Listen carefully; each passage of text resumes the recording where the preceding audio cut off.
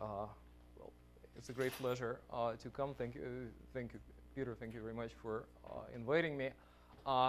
So the title has two words. Well, more, but two. It's about two things, right? Conformal invariants and nodal sets. So maybe first I'll show some videos of nodal sets, because nodal sets, for some strange reason, are the things which you can actually see.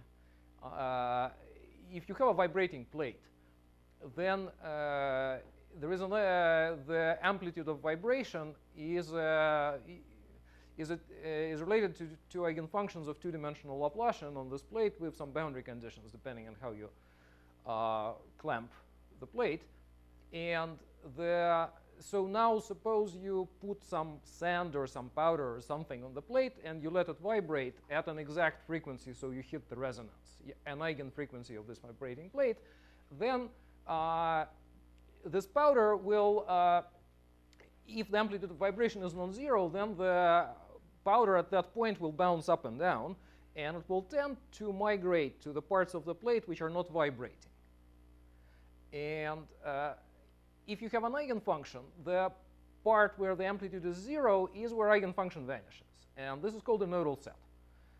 And somehow you can see the points where an eigenfunction is zero, and you cannot see the ones that where the plate is vibrating. It's a bit paradoxical, but the first one of the people who realized this first was Ernest Chladni in 18th century. And so the way he earned, he's never had a university position, so the way he earned his living was going around in Europe. So Chladni went to various royal courts in Europe, and thankfully there were lots of royal courts at the time, and looking at plates and playing with the bow of a violin, and then looking at various patterns that the powder was making on this plate. And so this way, if you make a plate in the form of a disk, you can see experimentally the zeros of Bessel functions. But you can also tune a violin, because if you have a violin which sounds very well, right, and you take the A note, then you see what pattern it makes, and then you're making your own one, and you look at the sounding board, and you would like to imitate that. I don't know if Stradivari lets you look at put some stupid sand on the plate of a violin, but maybe someone else will. So he wrote a very influential book, Der Akustik, where some of these things were first explained. And in his spare time, he wrote another book saying that meteorites actually do not come from volcanoes; they come from space. So he was a very good mathematician and physicist, but I don't think he had any formal training. He never held a regular university position, so he was a performing artist, if you like. Sort of an interesting figure. So I wanted to show some. Right. So we should get the screen. So I'll show the movies in the beginning. So it will all be downhill from here. I have a question. How do you, if you got a plate, how do you strike it so that well, so in the 20th century, you just have you just have a resonator, and you turn the dial, and then you just turn it very slowly until the picture with the powder becomes sharp, which we shall see here. But in the 18th century, it's well, so you hit the sequence of eigenvalues of that particular vibrating plate, which depends on the plate. If the plate is, I don't know, square plate clamped at the right spot, then you can write them down. If it's a disk, you can also write it down. If it's a general thing, you cannot write it down. In fact, it was a prize which Napoleon gave some prize to Chladni for publishing a book on acoustics, and there was another prize asking to explain what are these strange nodal sets, how do they look for irregular plates. And Sophie Germain won that prize. Right? No, I think it was actually a very good prize. It was one of the first stories about scientific prizes. Well, the sounds are usually fairly annoying, but here you start increasing the frequency, and then at some point the picture becomes very diffuse because you are hitting a superposition of several eigenfunctions, and then you sort of keep turning, and then it becomes sharp again, and that means that you are in your length spectrum. You have at least a quasi-mode, so you have a very good. You are very close to an actual eigenvalue. The bound. Well, I think this is probably a rectangular plate, and I'm not sure exactly where it's clamped, but you sort of. So I think the plate is black, and they put some salt. So it's a different picture. But what is interesting is that as you go through more and more eigenvalues, then these sets, they become denser and denser. So you know by maximum principle that an eigenfunction has to vanish in a ball who's within a fixed number of wavelengths of every point. So this becomes denser and denser.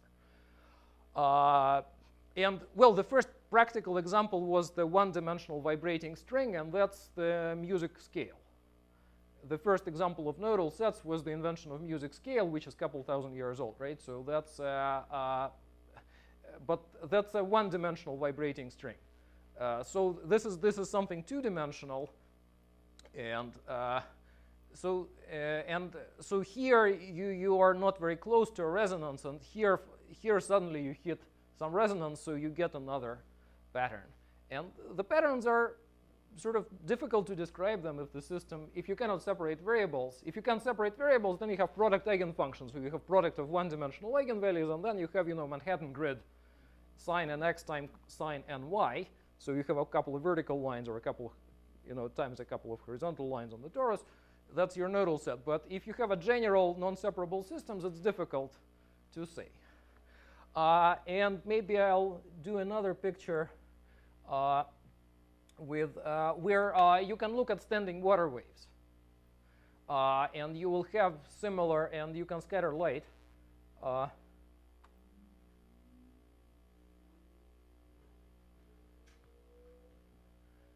So here you go, and the dark and white, the dark is where the amplitude of vibration is 0.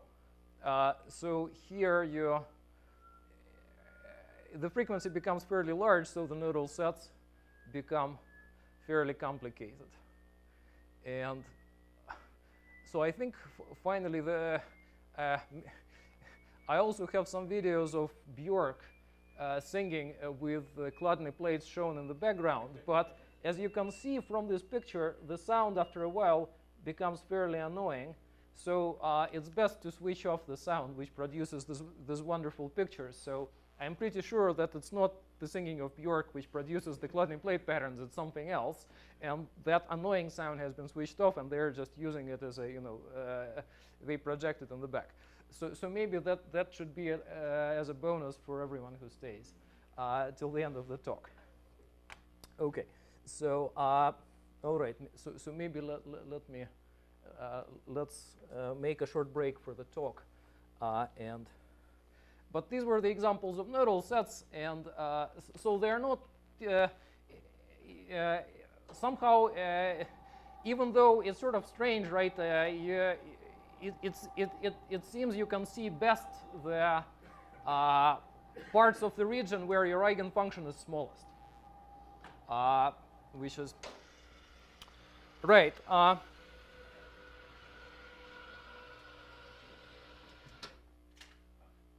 right. And OK, so now the second part of the title was about conformal invariance. So I would like to convince you that these nodal sets are actually come up in conformal geometry. And I have conveniently chosen the time when Alice Cheng and Paul Yang are out of town. So if I say any nonsense about conformal geometry, I hope that I will stay unpunished. But I'll try not to tell any nonsense about conformal geometry. So in dimension 2, So what's a conformal transformation? It's a transformation which preserves angles. It can change length, but keeps the angles the same.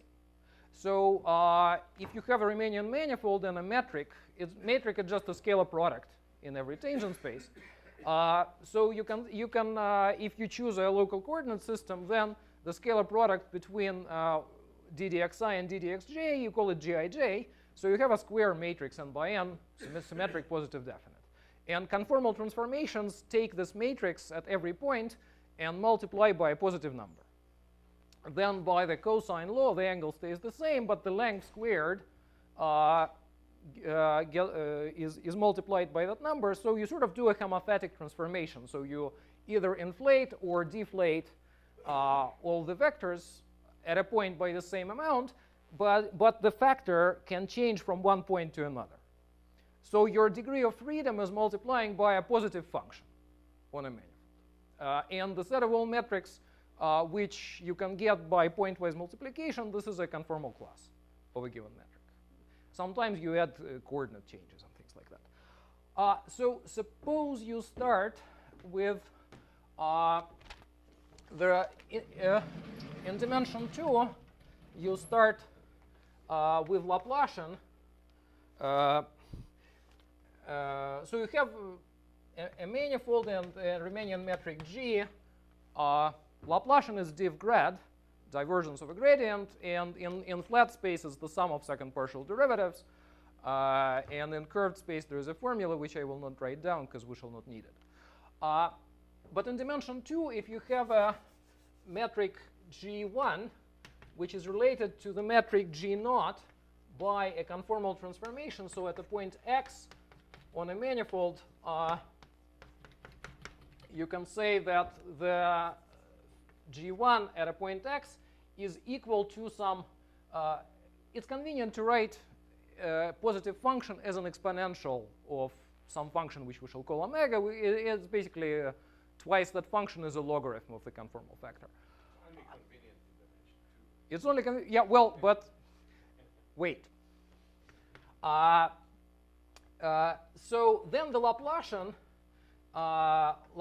with respect to the metric G1 gets divided by the same positive function times the Laplacian G0 at x. Now, if you take Laplacian in dimension 3 and multiply the metric by a conformal factor, then the Laplacian for the new metric will have a term like this, but it will also have a gradient term. But what you can do is you can take a Laplacian. So there is another. You can take a Laplacian and modify it a little bit. So take a Laplacian and add a multiple of scalar curvature times the scalar curvature. So it's a Laplacian plus potential. But potential is very, very special, just a very precise multiple of scalar curvature of the corresponding metric at that point. And the multiple vanishes in dimension 2. So in dimension 2, we just get back the good old Laplacian. But in higher dimensions, we get some positive multiple of scalar curvature. Sometimes this is called a conformal Laplacian or Yamabe operator, because it came up in the Yamabe problem. Yamabe problem is in 2 dimensions, there is a relative of Riemann mapping theorem called uniformization theorem, saying that in every conformal class there is a metric with constant Gauss curvature. And in higher dimensions, well, an average of all sectional curvatures is a scalar curvature. And you can say, can we find in every conformal class a metric with constant scalar curvature? This is Yamabe problem, and which was solved, and the answer is yes. In 2 dimensions, the metric of constant Gauss curvature is unique. In higher dimensions, sometimes it's not unique, like on a sphere, but at least in every conformal class, there is a metric with constant scalar curvature. So the Yamabe problem was solved, and when solving this problem, this operator, conformal Laplacian or Yamabe operator, played an important role. So I guess that's why, hence the name. Now, if you change the metric conformally, then it turns out that this operator for the metric G1 will look like e to the minus, well, in dimension n, n over 2 plus half omega times this operator for the metric g naught times the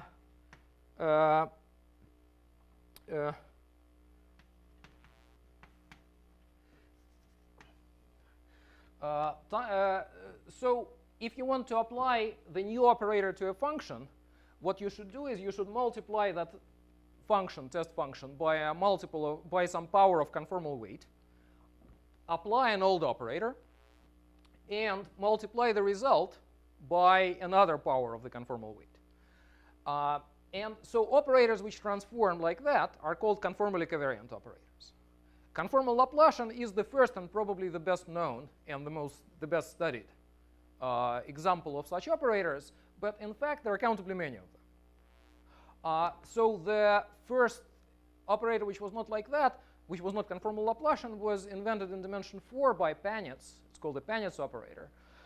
And generally, these operators. Yeah, I'm not. So the whatever I say will be for operators of arbitrary order.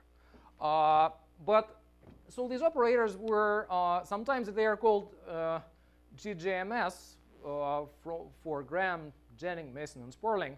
And here, Charlie Pfefferman also played a very important role in developing the theory of such operators. And they were kind of invented to get some new and interesting conformal invariants. And so it was a good foresight because, so I think today I'll try to explain how very easily from such operators you can get a new kind of conformal invariants that I think were not known before.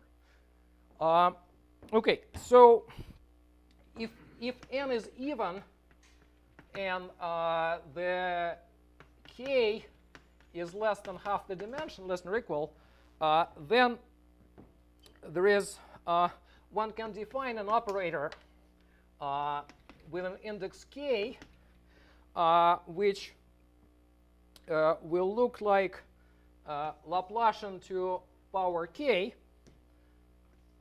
plus lower order terms. So let's say in dimension 4, k is 1 or 2. So it's either conformal Laplacian or something which starts with Laplace squared, which will be Paneitz operator. In odd dimension, you can start with any power of Laplacian. And the important thing is if you change the metric conformally, so there is always the two metrics G1 and G0 will always be conformally related by this, by multiplication by that positive function. Then this operator for the second metric will look like e to the minus n over 2 plus k omega times this operator for the old metric times another n over 2 minus k omega.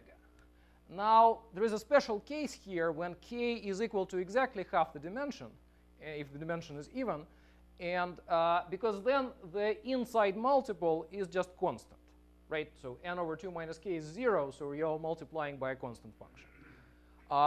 This is like Laplacian in dimension 2, so this operator is called dimension critical, conformally covariant operator, and so this operator is special because the inside multiple is just constant.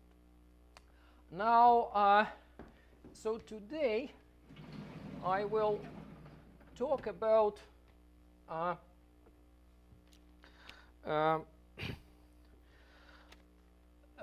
so suppose we have a Riemannian metric G such that the kernel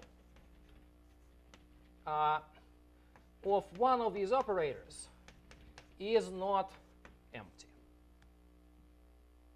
So there exists at least one eigenfunction with eigenvalue 0. That does not happen for, well, there is a special case if k is equal to n over 2, then in the lower order terms there is no constant function. So the constant is always 0, so constant functions will always lie in the kernel. Then assume dimension kernel of P n over 2g is greater than 1. So in the dimension critical case, we assume that we have more than constants.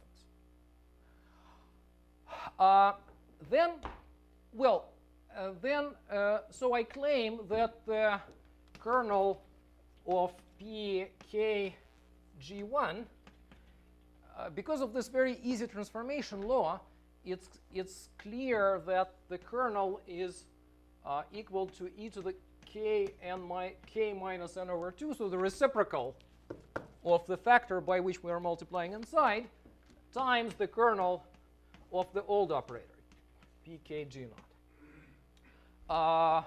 Sorry, omega.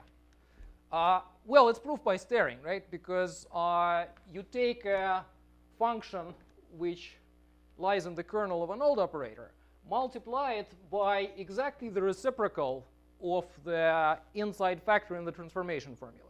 So when you substitute into the transformation formula, the inside factor exactly cancels the thing by which you multiplied.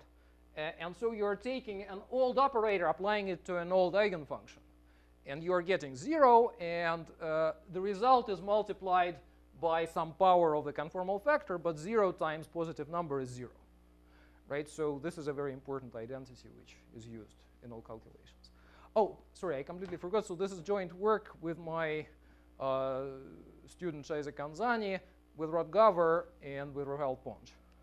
And it's it was published online in IMRN, the first 2 papers, and electronic research announcements. And probably some other things will be coming up. OK, so in particular, it's clear from this formula that the dimension of the kernel of this operator does not depend on which metric in the conformal class you take. Right? So the dimension of the kernel is a conformal invariant.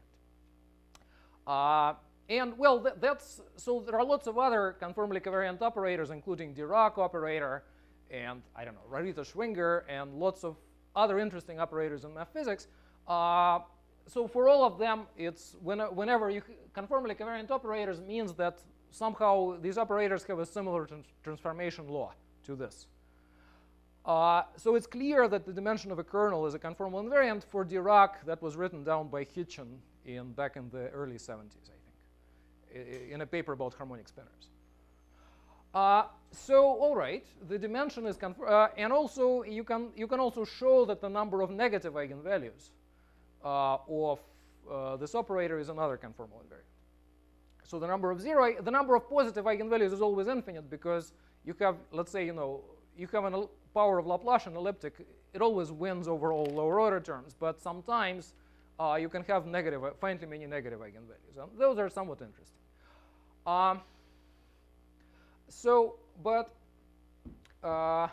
What other information you can get from the kernel except for the dimension? Well, take an eigenfunction of one of these operators in the kernel, then what you are doing is you are multiplying it by a power of a conformal factor, and conformal factor can be any positive function you like. So of course, if you are in the dimension critical case, if k is equal to n over 2, then actually all eigenfunctions in the kernel are conformally invariant. So the kernel is a very interesting object. But well, let's say in dimension 2, for Laplacian, the kernel is just constants, and constants are in the kernel of every Laplacian, no matter what the metric. But in higher dimensions, sometimes you have more than constants, and so then whatever you have is the same for all metrics in the conformal class. But suppose you are not dimension critical, right? So then you have a nontrivial factor by which you multiply inside, so what stays invariant? Well, we have all seen the answers in the movie. It's the Nodal set. It's the set of points where the eigenfunction vanishes, right? Because you take a function, take a point where it's 0, multiply it by any positive function. So this is the second time we use this very important fact that 0 times something is 0. Right? So if you have a nodal set, multiply by any positive factor, the product will still vanish. So the corollary, so proposition 1, nodal sets And nodal domains. So what's a nodal domain? Well, suppose your manifold has dimension 3, so it's like a birthday cake. And your nodal set is, so you take the knife and cut the cake into several pieces. You make the cut exactly along the nodal set, because nodal set will be a hypersurface, right? So then you have several pieces of the cake. And those are exactly the connected components where an eigenfunction has positive sign or negative sign, right? So what's preserved, not only the set where the eigenfunction is 0, but its sign is also preserved under if you by multiplying by a positive function. So nodal domains are connected components of the complement of the nodal sets. There are conformal invariants.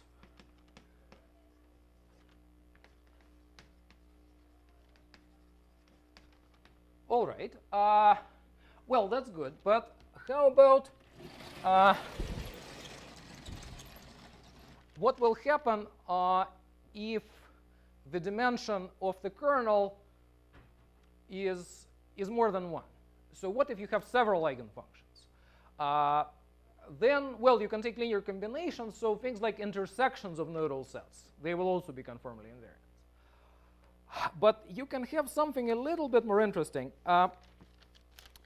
So suppose you have U1, Um is a basis of the kernel of one of these operators. So at least dimensions at least 1, but probably more. Let's say at least 2. Then let's look at, my claim is that I can use these eigenfunctions as projective coordinates. And the result will be conformally invariant. Because, look, if we take, let's say, the jth eigenfunction at a point and divide it by the first eigenfunction at a point, I claim that this ratio is, the eigenfunctions themselves get multiplied by some positive function. But that positive function is the same for all eigenfunctions in the kernel. Right? So if you take the ratio of the two things at a point, then the ratio stays conformally invariant, because if you multiply numerator denominator, the factor is exactly cancelled. So you can say that point x going to u1 of x, u2 of x, um of x, you have to be careful. So you have to take the manifold minus the intersection j from 1 to m of all the nodal sets of uj.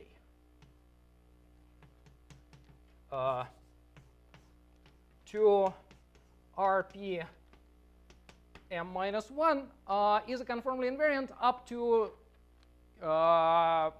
if you take a linear combination of eigenfunctions that will sort of move things around in the projective space, and if you change coordinates, that will reparameterize this embedding.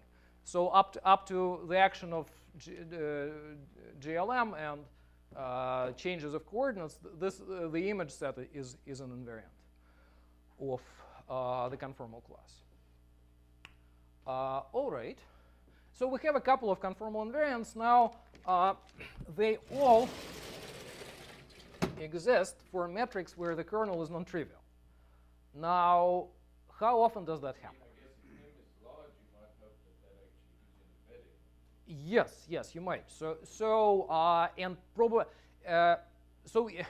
But sort of we have all these nice theorems. So maybe one other. Let's see.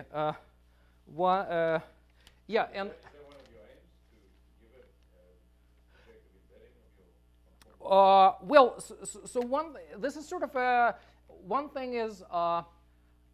Let me actually give one more. Let me give the last conformal invariant. If k is less than half the dimension, then if you have an eigenfunction in the kernel of this operator, then a certain LP norm of this eigenfunction u to the power 2n, n minus 2k, d volume is also a Yes, what I don't have a feel for, except in dimension 2, uh-huh. is when you expect to have any non-trivial things. And in dimension 2, if you take harmonic spinners, as you say, Right. very much depend on the complex structure, the conformal structure. And generically, you don't have any. Right, right. So okay, so we have a certain zoo of conformal invariants. And They may all be true. they may all be trivial. So the question is, when are they non-trivial? This is the next thing I would like to speak about. We would like to ask that particular the eigenfunction, the integral of an eigenfunction to that particular power, with or without absolute value, is actually a conformal invariant. And the reason is absolutely clear, right? Because the volume form is multiplied by some power of conformal weight, and an eigenfunction is multiplied by another power of conformal weight, and so you just raise it to a certain power p such that the two factors exactly cancel each other. So and that's completely clear. So we get one extra conformal invariant. All right. Now, so to your question. What can we say about the set of metrics with non-trivial kernel?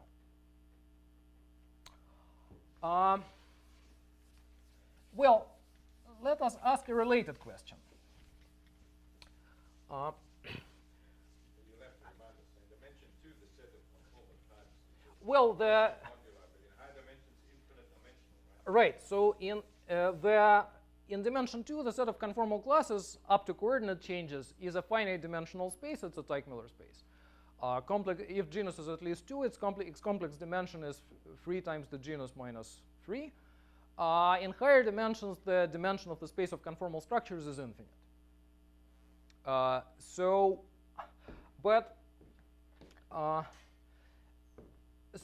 One thing we mentioned previously is that the number of negative eigenvalues of any of these conformally covariant operators is a conformal invariant. It does not depend on which metric in a conformal class you take. And the question is, how big can this number be? So how many negative? So this is like this. Let's say for conformal Laplacian, we have a Laplacian plus potential, so it's a Schrodinger operator, Schrodinger type. So how many negative eigenvalues can this type of operator have? Theorem. Suppose manifold is compact. Dimension is at least 3, because, well, in dimension 3 we just have, I'm looking at operators which act on scalars, and in dimension 2 is just Laplacian, so we just have constant functions. That's nothing interesting.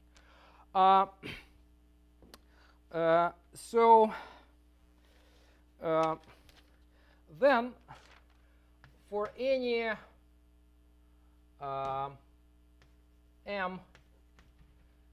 m natural number, there exists a Riemannian metric GM on the manifold such that the conformal Laplacian has at least m, I don't know, greater than m, negative eigenvalues.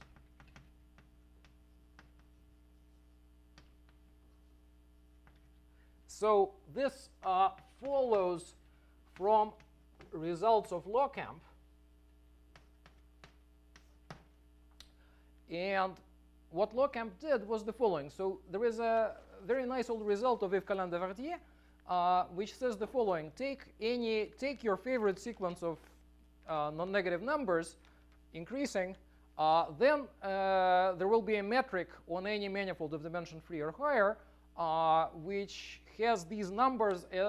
Suppose they're all positive, and suppose the manifold is connected, then these numbers can be realized as the first m non-zero eigenvalues of the Laplacian. But this is not like Laplacian. This is a higher order operator. Well, no, this is P1, so this is this guy is Laplacian plus dimension minus 2 over 4 dimension -1 times the scalar curvature. So that's the easy one. That's the second order guy. We have partial results for some special classes of manifolds for higher order operators, but the result which is true for all manifolds, whatever, just for this guy. Some kind of implicit function theorem with a transversality argument? Yeah. So that's sort of our null transversality, things like that. But so what did Lockham do? Lockham said that you can, what you can do is you can find a metric where the first k, so he reproduced the result of Calandre-Verdier with an extra condition. So you can normalize the volume, and in addition, you can make the Ricci curvature very negative definite. So Ricci curvature is a quadratic form, so you can arrange so that all the eigenvalues of this quadratic form will be less than some very large negative number. And then the scalar curvature is a trace of Ricci. So if you take a sum of a bunch of very negative numbers, you get something even more negative, right? And then what you are saying that if you make the first n eigenvalues of Laplacian very small, then you are subtracting from them something very large and negative. So that means that your operator has lots of negative eigenvalues. All right. Now eigenvalues of all these operators move continuously. One can show. And then, so what you can do, you can have a curve in the space of metrics, starting at the metric G1, which has at least one negative eigenvalue, G2 at least two, and so on. And so then by the intermediate value theorem, right, as you go along this curve, number of negative eigenvalues is growing. So somewhere along the way, at least one positive eigenvalue has to become 0 and then turn negative. And so that means that this infinite dimensional space of metrics is kind of graded by the number of negative eigenvalues of conformal. We have similar results for higher order operators, but on some special manifolds. So essentially, manifold should be a product of something with a surface of constant negative curvature, and then somehow we need surface of constant negative curvature have lots of eigenvalues less than 1/3. And that you can do because you have restrictions on how many eigenvalues you can have less than 1/4, but 1/3 is greater than 1/4. So you can have lots of eigenvalues very, very close to 1/4. They're all less than 1/3, and then we're happy. Yes. So the result of see, essentially what is suppose you take a metric with constant scalar curvature in a conformal class, then you are taking Laplacian and adding just a constant number. So eigenfunctions, you preserve multiplicity, you preserve everything. You are just moving eigenvalues around, but eigenfunctions stay the same. So conformal Laplacian is secretly you can choose if you choose a Yamabe metric with constant scalar curvature, then you'll just be looking at the usual Laplacian. Eigenfunctions of usual Laplacian, so you'll be looking at exactly the nodal sets which were in the movie.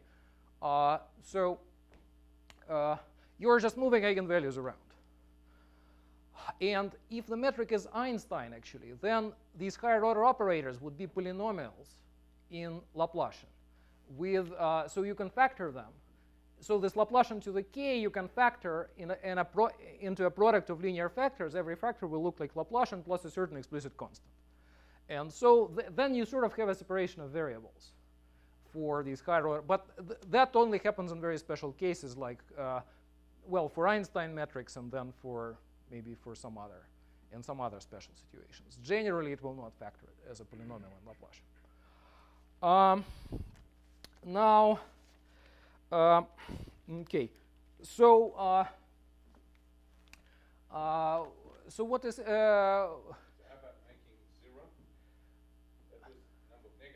number of negative, but well, so by continuity, no. If you have manifolds of can you make multiple? Can you make the kernel large? The kernel large in special cases, not on every manifold. On every manifold, probably yes, but we're not sure. So in some examples, we can I don't know, if you have like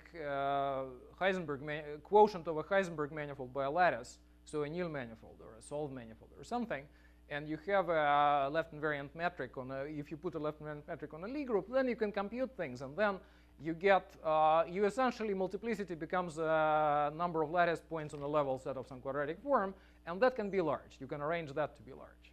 So that's not a problem. If the metric is very general, probably yes. I don't know if there is anything too intelligent I can say. Probably you can make it. The result of log-amp is not, I'm not sure you can say something about multiplicity.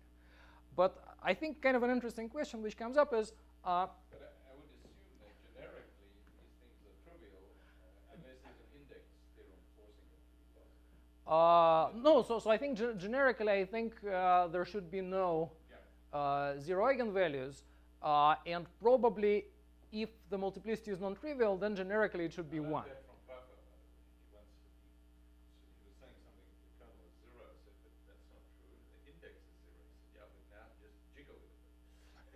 The philosophy is that. Yeah, no, the philosophy is always to jiggle, right? As we have seen in the Chladni plate movies. But you should be able to prove that. Yes. Well, Generic.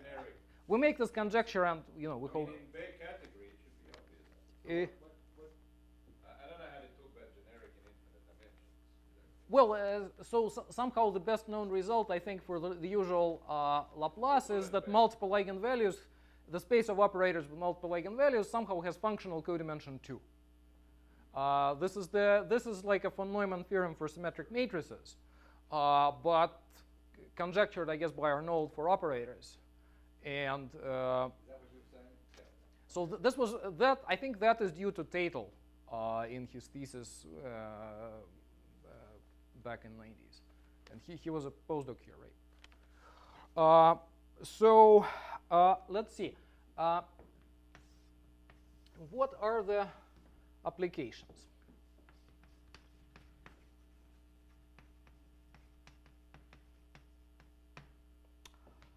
Well, these operators are, so the conformal Laplacian is, of course, yeah, so maybe one remark that I want to make is, so our nodal sets detect when the number of negative eigenvalues changes. So when a positive you had, let's say, one negative eigenvalue, then a positive eigenvalue became 0, became negative, then you get that. Then you have a non-trivial non-constant eigenfunction in the kernel. But if you had no negative eigenvalue, so if the scalar curvature were positive, and then it became 0, so you just get the usual Laplacian. Then, let's say for conformal Laplacian, you just get constant eigenfunctions. They have no nodal sets. So we cannot detect the passing from positive scalar curvature to negative scalar curvature. But we can detect the changes between the number of negative eigenvalues.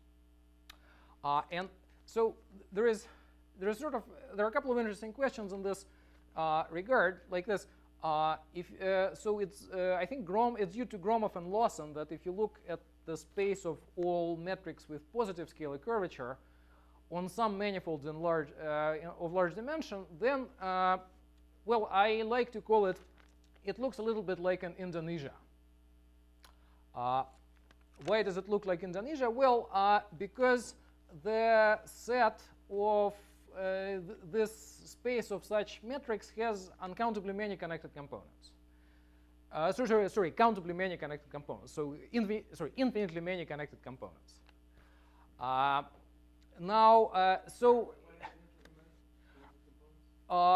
Well, I think you need the dimension of a manifold to be, I think it certainly works on some manifolds of dimension 5, maybe also on some manifolds of dimension 4. And there are some restrictions on what kind of, but You're saying a space of metrics? the space of metrics With positive. with positive, So you can't go from the one. right. Yeah, you can introduce ones which you can't conformally connect.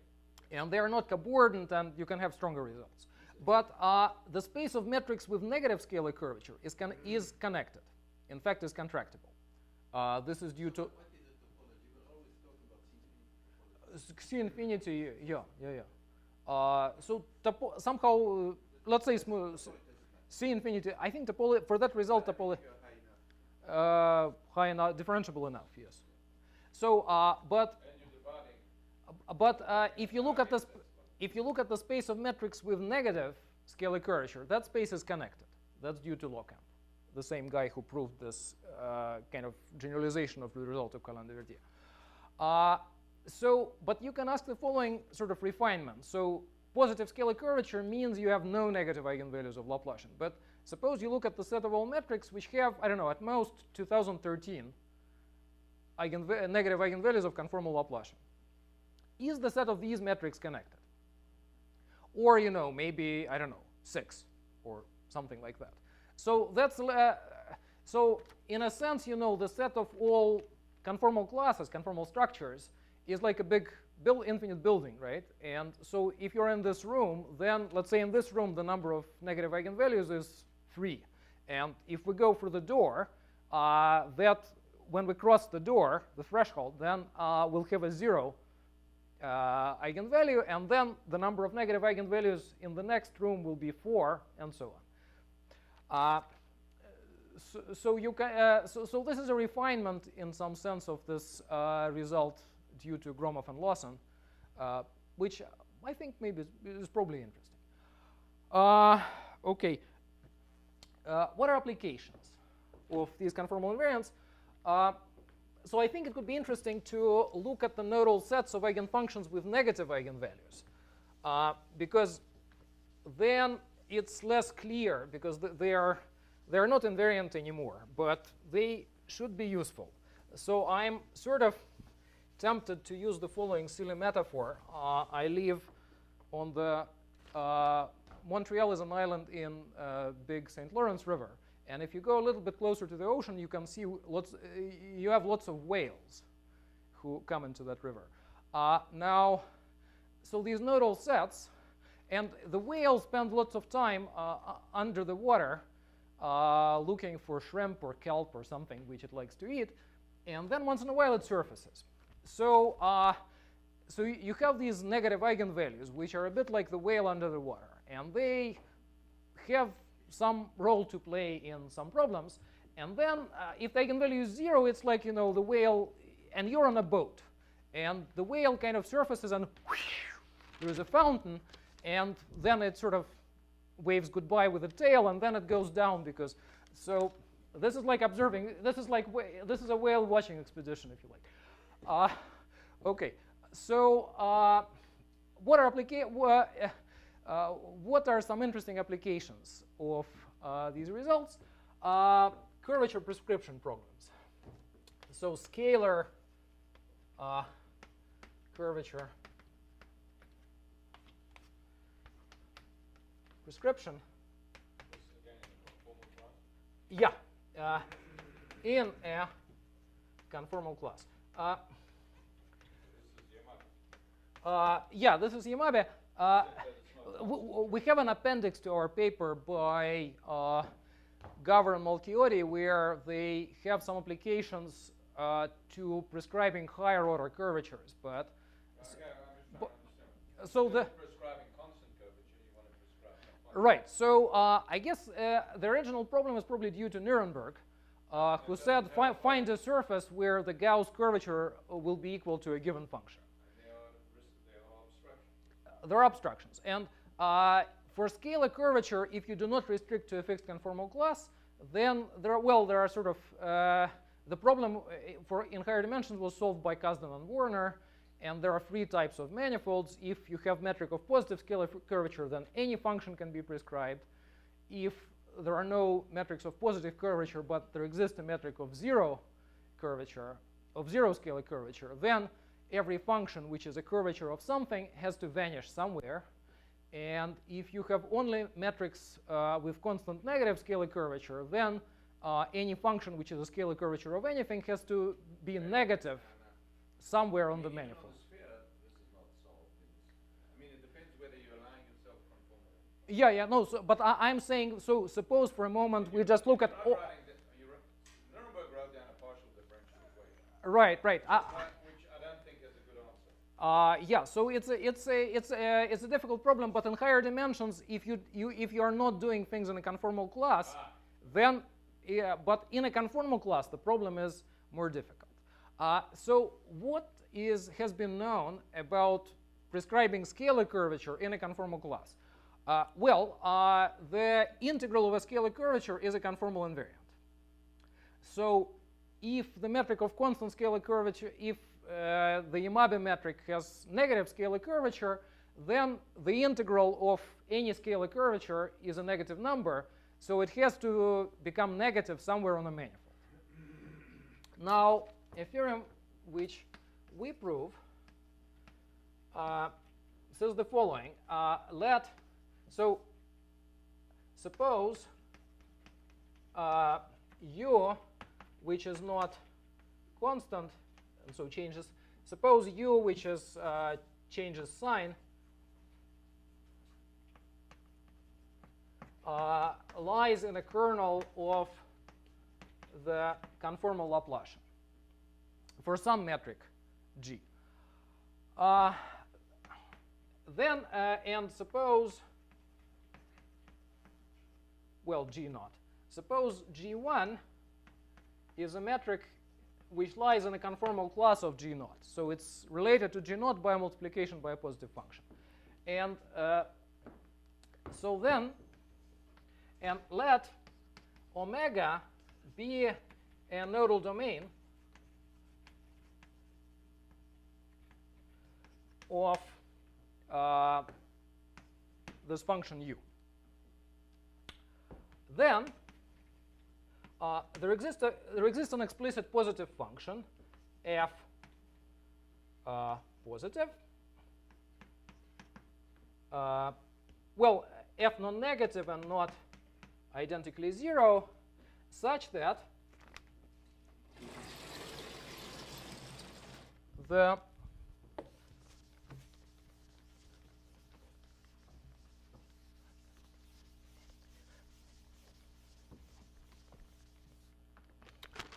integral over omega of the scalar curvature of the metric g1 times this of x times f of x. F depends on the metric g1, but is explicit, depends explicitly. The volume is negative. Is strictly negative. Proof is integration by parts, kind of Green's formula. Of course, the corollary is that the scalar curvature has to vanish in every nodal domain of any eigenfunction in the kernel. I think this result is new. So if you like, you have, so before we knew that if we take a birthday cake, then a function had to vanish somewhere on the birthday cake. Now we, every member in the audience gets a slice of the birthday cake, and then we know that the scalar curvature has to vanish in every slice. There is a, maybe the last thing I wanted to mention, there is a, if you take Courant nodal domain theorem and translate to these operators, to the case of conformal Laplacian, then you... Why aren't you just saying that R is negative at some point? So means corollary R G1 has to take negative values. But can't I then just choose F where if it's negative in small name? Why is it not equivalent? No, F is not arbitrary. F is something explicit. It's a slightly stronger statement. You're just saying there exists an F? Well, there exists explicit. What does that mean? Well, I can write it down in terms of conformal multiple and whatever. You can write F a priori. Yeah, I can write F a priori. Such, I just don't want to write it down. I'm too lazy. Such that, so it's a. I should be reading the corollary. Yeah.